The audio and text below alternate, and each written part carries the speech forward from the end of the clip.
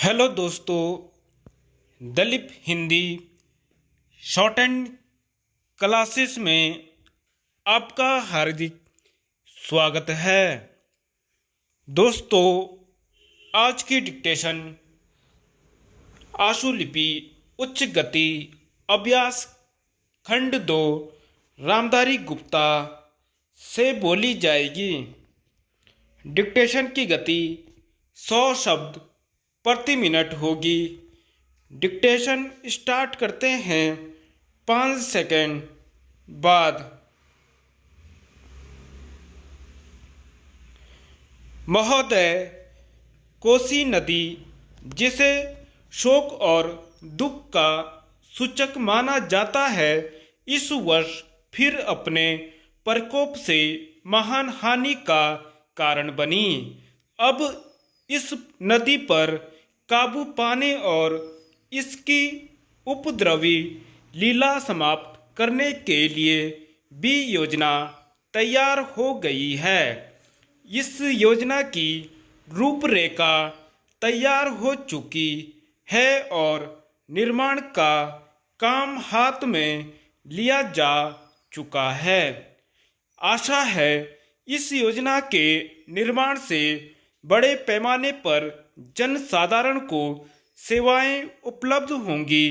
जब यह नया परीक्षण सफल होगा तो महान योजनाओं के निर्माण में और भारत की महान जनशक्ति के उपयोग के संबंध में हमारी जानकारी और अनुभव में महत्वपूर्ण वृद्धि होगी।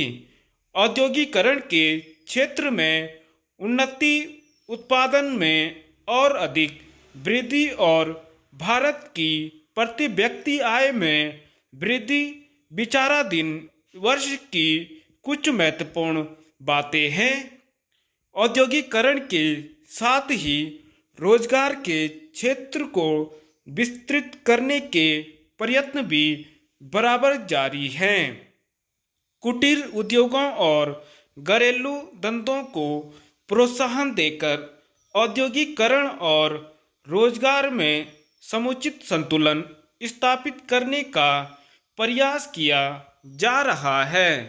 यह बात सभी स्वीकार करते हैं कि यदि भारत के जनसाधारण को उदासीनता और हार मानने की भावना से मुक्त करना है तो बढ़ती हुई बेरोजगारी को दूर करने का उपाय करना होगा।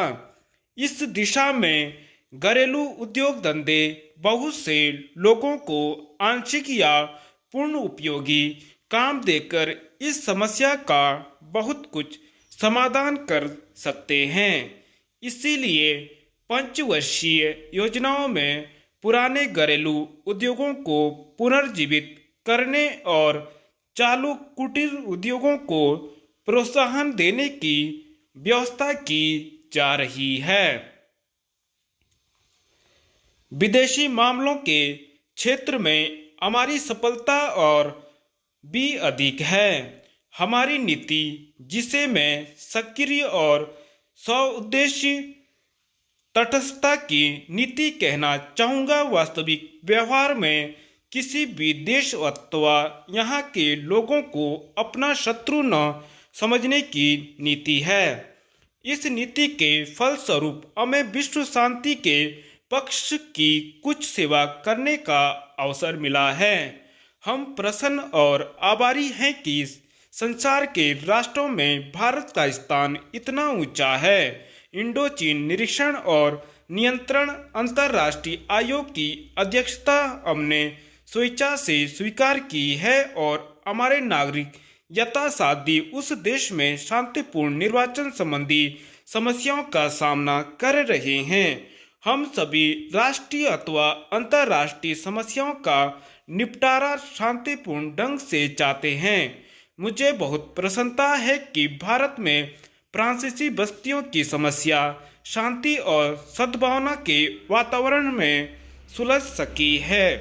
शांतिपूर्ण प्रणाली की सफलता का वह एक महत्वपूर्ण उदाहरण है दुर्भाग्य से भारत में पुर्तगाली बस्तियों की ऐसी ही समस्या को सुलझाने की दिशा में प्रगति नहीं की जा सकी। मैं आशा करता हूं कि पुर्तगाल इन बस्तियों में रहने वाले लोगों के स्वाधीनता के अधिकार को स्वीकार करेगा और फ्रांस और ब्रिटेन की सरकारों का अनुसरण करेगा।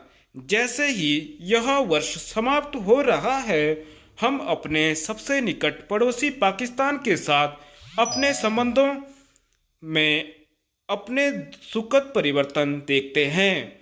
पाकिस्तान के लिए हमारे हृदय में सदैव से पूर्ण सद्भावना और शुभकामनाएं हैं। धन्यवाद।